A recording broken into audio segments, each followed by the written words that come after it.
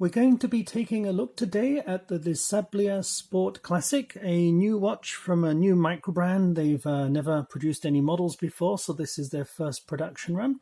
And we can see one of the models here, which is the Cobalt, which is a sunburst blue model. And it's kind of interesting. They're up on Kickstarter right now. I actually have to apologize to you guys because I get to choice of the watch to review when I'm picking, and they send me one of the prototypes, and I love sunburst blues, so I picked this kind of really nice sunburst blue version here, which is, you know, pretty nice, interesting watch, and we'll definitely get into it. But I actually think, in hindsight, I made a mistake. There is another model. I'll put up the 5 color choices in a few seconds on the screen here. But there's another model, or 2 models, that have a kind of a ghost fume effect dial. So it's an acetate dial that's semi-transparent and it's slightly opaque, so it's not completely clear. And it's kind of a black on the outside, and it gets lighter towards the middle. So you can actually see the movement working inside. It is actually a skeletonized movement. So, you know, we can take a look at this in a couple of minutes, but we're very nicely decorated on the back. So there's 2 color versions that have that. So let's talk about the colors. So this is the Cobalt, which has the midnight blue sunburst and comes on a blue Italian leather strap. It's genuine leather, which is the lowest grade of leather, but nevertheless, it's still a pretty decent strap. With a soft suede backing on it. And then there's a white dialed version, which is called Ivory, that actually is an enamel dial, which is unusual for the price range, which I'll get into. These are actually up on Kickstarter for between $285 and $355. And you'll probably find some openings at $285 if you shop around over the next day or so. So for an enamel dial, that price range is pretty decent because they're normally more expensive watches. And that's a white dialed version that's otherwise very similar, but with a black strap.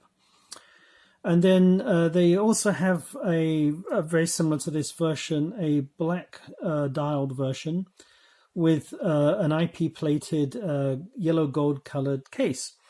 So, you know, we can put up some pictures of that. So, you know, those are, you know, 3 fairly standard colors.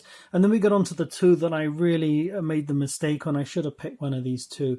They have a Moonlight and a Nightfall. So the Moonlight and Nightfall are identical, except for the case color. So the case color on the Moonlight is this stainless steel with a mix of brushed and polished finishes. And the Nightfall is an IP plated black colored case with black hands. And both of them have the acetate dials, the semi-transparent dials. And I think that's really remarkable part of the design. I should have gone for that. So my apologies for not picking that one to review. But we can certainly go through all the details on this. So we started with the price. Obviously, retail is depends on the model. It's between $455 for the Moonlight, Ivory, and Cobalt. So this one would be $455 if it was at retail. And $465 for the Eclipse and the Nightfall. Eclipse is the gold-plated and Nightfall is the black-plated versions. So basically the stainless steel case finish is $455 and $465 for the Eclipse and Nightfall. And these are all, I don't know if I would call it a limited edition, but they're all individually numbered, serialized case backs. And you actually get the number on the dial, which is kind of unusual. The number here is obviously 000 out of 100 because this is a prototype. But nevertheless, it's an interesting feature to see that on the dial. And you also get that on the case back as well. So that's normally just see that on the case back. So that's kind of interesting. So for that price, which is the retail price, you know, it's arguable whether if I go through the specs, whether, you know, you're going to like that or not. But right now, if you do like the look of this watch, it's a super good price at $285 on Kickstarter. Get in now if you're interested, because there's, I think, only like 2 days left in the campaign by the time this video gets published. He sent me the watch late. Normally I get it towards the start of the campaign, either before or just after the beginning.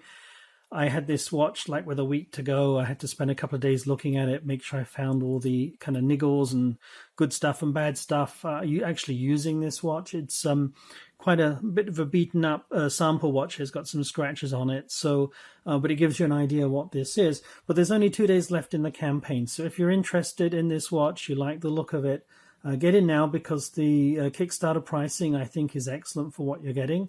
I'm going to be having a question mark over the retail pricing, perhaps with the acetate ghost Fumi effect dial. That's certainly arguable, but for the rest of the watch specs, given the movement choice, I would be questioning the retail price a little bit. Is a little bit on the high side at $455 to $465. But there's absolutely nothing wrong with the Kickstarter price. So if you want to get this, Kickstarter is obviously offering the best savings as well.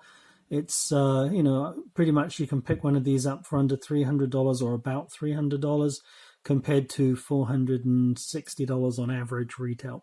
So what do you also get with this? I forgot to mention, I mentioned it comes with an Italian leather strap, either black or this blue color. The blue is really well matched to the dial, depending on the angle that you look at it.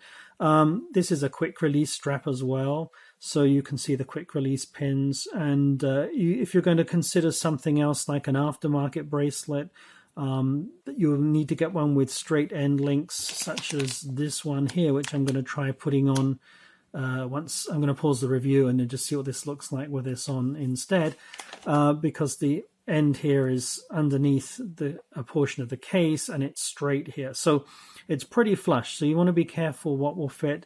I don't even know if the end link here, that even though it's straight, is going to be too thick, so we'll experiment with an aftermarket. But in terms of value, not only do you get the Italian leather strap, you also get a silicone rubber dive strap, or sports strap as they're calling it. And this is new. This wasn't originally there at the beginning of the campaign, but they just want to up the numbers, people backing this. They're also offering for free, through the Kickstarter campaign at least, an integrated bracelet. I only have renders of that bracelet, but the center link's supposed to be polished. It's an unusually shaped bracelet that mirrors the shaping on the curves on the case here, which I'll get into when I go over the features of the watch. So, getting an integrated bracelet and an Italian leather strap and a rubber dive strap for $285, excellent value in my opinion. So I'm really happy with the Kickstarter pricing and what's on offer. In terms of the campaign, it's almost met its goal. It's just like maybe 1 or 2 backers away from that. So sometimes people drop off towards the end. I think you might get some early bird spots opening up, but don't miss it. I mean, even if you don't get an early bird pricing, even the maximum Kickstarter pricing of $355 is a good value in my opinion.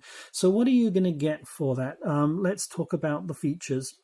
The diameter on this is a 40mm watch, so I'll put this on my wrist. I've got a 7.5-inch wrist here, and we can see what that looks like in a second. Oh, I was just wearing this one here as a watch because this is an example of another straight end option that you can do if you do an aftermarket bracelet or strap. Obviously, straps have straight ends, but if you're going to get a bracelet, do remember that you don't want to have a curved end links on your bracelet. They just won't work with this watch. So talking about the features, the lug-to-lug length is, I believe, 49mm. Let me just go check my notes because I was measuring that earlier. Yeah, so 49mm, which is quite lengthy, but it's the shape of the case considering it's only a 40mm diameter. And the lug width is 22mm. So that's actually nice. I think having a wider strap on a 40mm watch is interesting. This possibly means people with a smaller wrist size can wear this, but they can still wear 22mm straps, which is probably the most common, or one of the most common strap sizes out there. So there's plenty of aftermarket choices to pick from. So in terms of the features, it has some features you'd expect and a few others you might not. The thing that really got me interested in this watch is the case. I mean, look at the curve here of the main, where the lug's curved around. It's totally, it's just gorgeous. The way this is done is just completely different to anything I've seen before. It's a 8-sided octagonal bezel, but you've got a mix of brushed finishes and polished finishes. and and it kind of curves down here. So it's just an unusual case that's a bit of an eye catcher. Perhaps I would have done things a little bit different if it was me. I would have had kind of rough brushing around the bezel, and I would have done maybe a smooth polished finished around the bezel, and then a mix of brushed and polished finish on the sides here. But it's very fine brushing on the sides. I kind of like that. And you've got a mix of some polished indentations here on the bezel. So it's a really nice style. Also, the crown is a signed crown, and you can see there's a logo in there that looks like an hourglass with some very nice decorations around that. So that kind of is a bit of a pun on the name of the brand, Lesablier. I'm not going to try a French pronunciation. I was the worst at French at school as a schoolboy. But something like Lesablier is it means the hourglass. So the hourglass symbol here is the logo for the brand. So it's kind of cool. They didn't need to put that on the dial, just the name. It's not too intrusive. You can still enjoy a really nice deep blue sunburst. They're calling it a midnight blue, but it's by no means a dark blue, because I tried some dark blue straps and they just came out too dark. So it's kind of a medium blue, but it's a really nice blue sunburst, picks up very easily with a sub dial for the seconds, which is nice. These are also lumed, BGW9 Swiss Superluminova, so that's going to come out a blue color. I'll turn the light off and we'll go through the specs in a second with this and see what that looks like. They are telling me that this is a prototype, so the final is going to have thicker lume. Kind of a bit of a cop-out if I hear that almost every single brand I deal with, so you have to take that with a pinch of salt, but it's probably the case.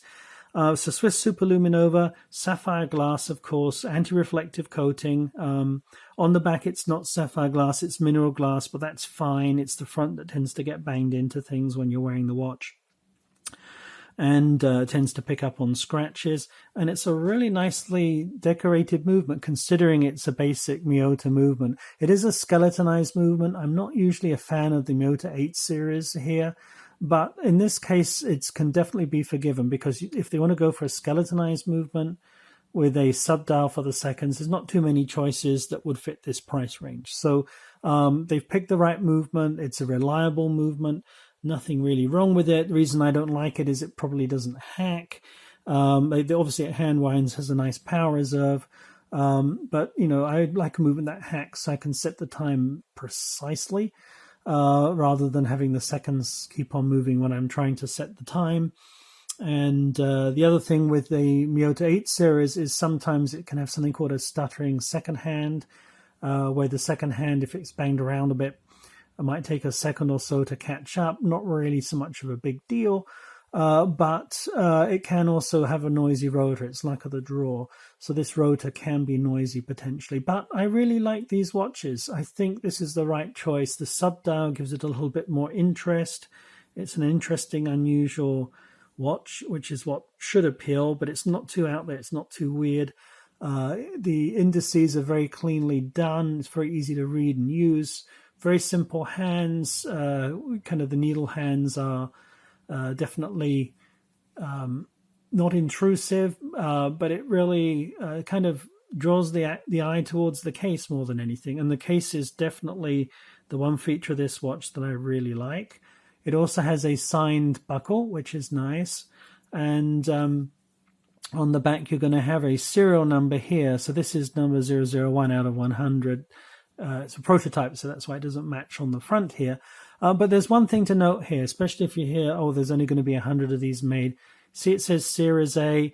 I think that's a little bit of a gotcha for microbrands when they do that. One of 100 of Series A, then they're going to have a Series B, a Series C, and so on.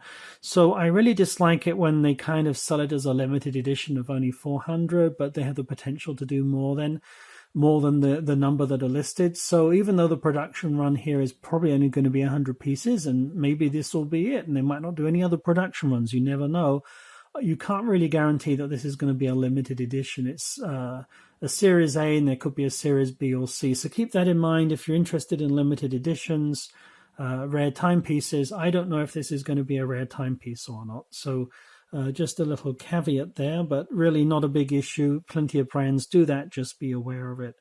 So Lesablier is kind of interesting. They're a US-based brand, which is unusual. They're based in Washington, D.C. And the gentleman behind this brand, I mean, I've spent a lot of time talking to him. He's super keen to get this out here, and I just find that the design is unusual. So I think he's been working on it for quite some considerable time. So kudos to him for getting this out there. In terms of other features, the movement here, I didn't mention the name of it. So it's a Miyota A1040, which is an automatic movement. And I think I probably covered all the basics here. So let's go and get into the Lume shot. And I'm just going to turn the light off. And then after that, I'll pause the video after we finish the Lume shot so we can take a look at potentially putting on some aftermarket straps and see how that works. If you hold on for a few seconds, I'll be right back.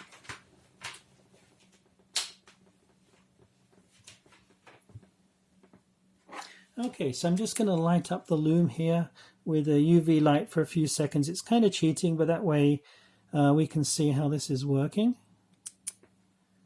So as you can see, the Lume is really faint. It's decent enough on the hands, but it's almost non-existent on the indices.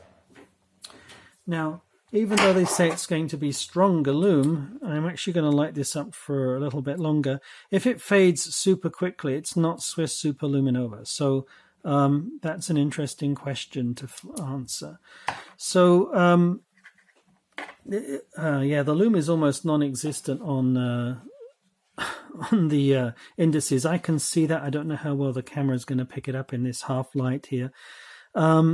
But in terms of what's loomed, the hands are fairly decent. They're holding their Lume, but the indices are really not there. So it's not the end of the world. It's a dress watch. You know, it's not a dive watch, but it's something to keep in mind. Again, they did tell me, you know, there's some differences between this prototype version and a production version. So that was one of the differences, that the Lume would be stronger. Let me get my little cheat sheet here, and I'll go through the other differences that they told me. So Lume will be brighter. And the brushing on the bezel will be finer. So, okay, I mentioned that was roughly brushed, so that's nice to see. I probably would have liked polished, but if it's as finely brushed as the sides here, I don't think that's an issue. See, the brushing on the sides is very fine. It's just the brushing on the bezel that's rather rough. So I don't like the rough finish, so that's good. I'm sure that's something they'll be able to fix.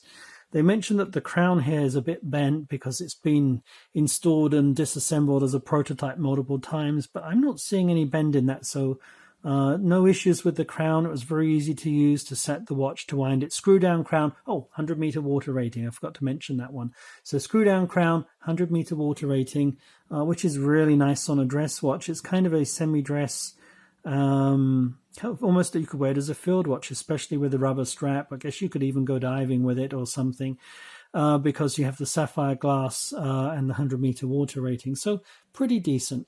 And then they're just apologizing. Basically, this watch has been banged up a little bit, which you can see. See, that it's got scuffing on the sides here, which would normally be very nicely brushed finished, contrasting with the polished finished, which again has a little bit of scuffing on it. But you can get an idea. This watch has been used for photo shoots, probably been used for other reviews. I think it's a really nice watch. The strap is certainly super comfortable. Let me get my other watch off just right now, and then I'll try on that strap for you, and you can see it on my wrist. So I have a 7.5-inch wrist, which is 19 centimeters. And this watch being a 40-millimeter watch, I wouldn't normally go for a 40 myself, because I tend to prefer larger watches. I wear 44 to 46 will be my ideal size, and I can even go a little bit higher than that. And I do sometimes wear 40-millimeter watches, and I love a couple of the ones that I have. But this one actually looks pretty decent. So it fits really nicely. I've got plenty of space either side on my wrist here. So you could wear this with a smaller wrist, no problem. Probably go down 7 inches because it's a 49-millimeter lug width. You have to lug length. You have to think about the length from here to here when measuring the wrist size, not the diameter. People tend to think, oh, the diameter is what counts, but it's actually the lug-to-lug length for fitting your wrist here. So this is, even though it's a 40-millimeter diameter, So you might think of it as a smaller watch. I will put this, probably in the same kind of size range as a 42mm, to be honest. So it's a very comfortable strap because it's thin with a suede lining on it. So definitely, if you're going for comfort, an excellent choice on the strap there. The color goes quite well. But keep in mind, it is a genuine leather strap, which is the lowest grade of real leather. So it's probably not going to last more than a year or so of constant wear. Or, if you rotate your watches, it'll be good for like a few years typically. So keep that in mind. But then you do get the rubber strap and you do get the bracelet. And obviously the bracelet's going to be long lasting. I have no idea if that's a solid link bracelet. They've only come up with a design towards the end of the Kickstarter campaign. So we'll have to see on that. So now I'm going to pause the video and then I'm going to have a go at fitting the bracelet that I've provided, an aftermarket bracelet. And we can see what that looks like just to get an idea. Hold on for a few seconds and we'll be right back. Okay, so an unexpected result here, not something I was expecting to see when trying this strap change. So it's a somewhat of a negative point perhaps, but I don't think it's a showstopper. So let me get into the issue that I found here. So on the watch, if you look at the straps when they're connected, some of the photographs, you will see the strap perfectly matches the kind of lug width here at the base. And this is 22mm, which you see in the diagram. However, when you try and fit a 22mm strap, such as this bracelet, it actually will not fit because the width inside is less. So if you take a look at this strap, which is a Lesablier strap, you can see it's kind of the width where the spring bar is, where this quick release pin is slightly less. They've cut away 1 millimeter or so on each side. So it's kind of like the end of the strap is just 2 millimeters narrower than the part of the strap that comes out that you physically see. So if I put this in here and put this end in here, just click it into place, you can see there's a little bit of metal each side. But on this side, the strap perfectly lines up with the 22mm width. So this is telling me two things. One is you're probably going to have difficulty with aftermarket straps. You can't really do an aftermarket bracelet because if I did switch this 22mm bracelet out to a 20mm bracelet and put it here, it will just be a little bit shorter than the lug width here. It probably wouldn't look great. So maybe you can get away with that. Maybe it looks okay. But given that this is recessed, so it's going to sit in like that, looking a little bit shorter, maybe that works. So you could possibly do a 20mm strap if it fits. But when it comes to leather straps, having it shorter coming out might look a little bit weird, possibly. Or maybe that works. But you can experiment with a 20mm strap potentially, because you're definitely losing 1 millimeter, but it could be even more than that where the pinholes are. So the odds are that you're probably going to need to stick to the Lesablier provided straps unless you get a custom strap made. Just my suspicion here. Now that's a minor negative because it's fun to put aftermarket straps on, but it's not a showstopper. And the reason for that is you're getting a dress strap, a Italian leather strap. You're getting a dive strap, a rubber bracelet, which should last for a long time. And you're getting a stainless steel, marine grade 316L stainless steel bracelet as well. So you have three straps that come with this watch. So given the fact that your price point's $285 to $355 on Kickstarter, I think it's something that's livable. Just an FYI, be aware. So an unexpected find, perhaps, but I'm always candid in my reviews. I'm always upfront in my reviews as well, and that's one thing that's different to some of the other reviewers out there. So I'll say what's negative or positive. Even if it's a watch I'm carrying in the store, the Microbrand store that I run, I'll point out the negative features as well as the positive, because I'd rather have the buyer be informed, make a decision when they're aware of all the pros and cons, because that way if they like the watch, they'll come back for another one. But if I didn't tell them and they got the watch and, it didn't have this, or the Lume wasn't great, I'm not trying to sell a watch, I'm trying to sell a relationship and have customers come back. And in this case, I have absolutely no skin in the game. I just wanted to review the watch because it's his first one. I like to help people out. I love the case design. It's a really gorgeous case here. So I really like the look of these watches. The acetate dial is very unusual as well. So there's a lot on offer, very good value, happy to review it. I'm not keeping this watch. I have to return it into review. I've not been paid or compensated in any way, and we're not going to be carrying this in the Microbrand store in future. So, you know, pretty much an independent review, and that's why I like to point out pros and cons. There is no perfect watch. Every watch is going to have a pro and a con, or positive and negative features about it, no matter, you know, even the most expensive luxury brands are going to have issues as well, potentially. Though hopefully not QA issues and things like that. So as you can see, these quick release pins work really well. So changing to a bracelet, to a leather strap, or the silicone dive strap is going to be easy. You literally just, you know, press down with your finger, pull it out, and you're done. You saw how quickly I could fit that as well, and that's through the camera. So given the fact you're getting the 3 straps, not an issue, guys. But if you have any questions, do let me know. Put them in the comments, and I'll be more than happy to address them. I hope this review was useful, and thanks for watching. Take care.